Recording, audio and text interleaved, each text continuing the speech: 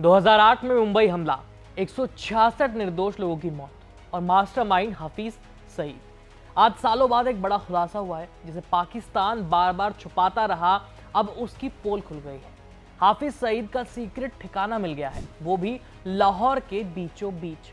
अंग्रेजी media channel India today की ताजा रिपोर्ट और सैटेलाइट तस्वीरों ने इस बात की पुष्टि की है कि लश्कर तैयबा का सरगना हाफिज सईद लाहौर के जोरम टाउन में रह रहा है। हालांकि एबीपी इस दावे की पुष्टि नहीं करता है।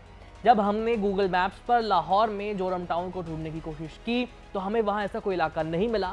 हाँ, लेकिन इसी नाम से मिलता जुलता जौहर टाउन हमें लाहौर में जरूर मिला है, जहां बड़ी संख्या में लोग रहते हैं। खैर, बात करें सैटेलाइट तस्वीरों की तो इस आलीशान परिसर में बिल्डिंग नंबर 1 में हाफिज सईद अपने परिवार के साथ रहता है और बिल्डिंग नंबर 2 में है एक मदरसा और एक मस्जिद, और इसी के नीचे बना है एक अंडरग्राउंड बंकर जहां वो लश्कर के आतंकी ऑपरेशंस को कंट्रोल करता है। तस्वीरों में हाफिज सईद के घर के बाहर 3 लेयर की सिक्योरिटी, सीसीटीवी, गार्ड टावर और हाई टेक बंकर भी देखे गए हैं।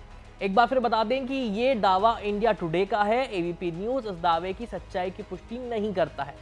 अब इससे बड़ा सवाल यह है कि पाकिस्तान की फौज हाफिज सईद को क्यों बचा रही है?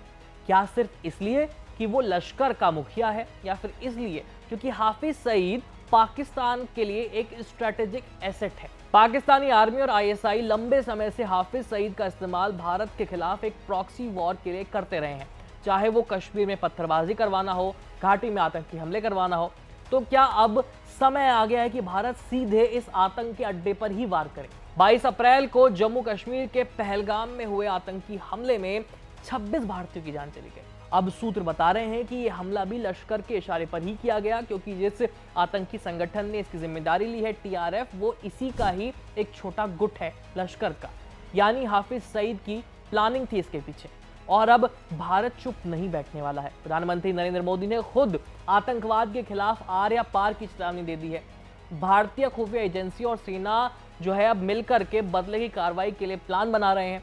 आपको याद है ओसामा बिन लादेन उसी पाकिस्तान में छुपा था और अमेरिका ने एबटाबाद में घुसकर उसे खत्म कर दिया था। क्या वैसा ही कुछ भारत भी कर सकता है?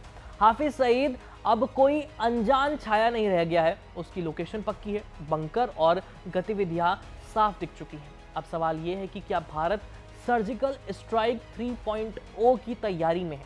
भारत अब दुनिया को यह दिखाना चाहता है कि आतंक के खिलाफ उसकी नीति जीरो टॉलरेंस की है। पाकिस्तान अगर हाफिज को ढाल बनाकर बचना चाहता है तो भारत भी चुप रहने वाला नहीं है।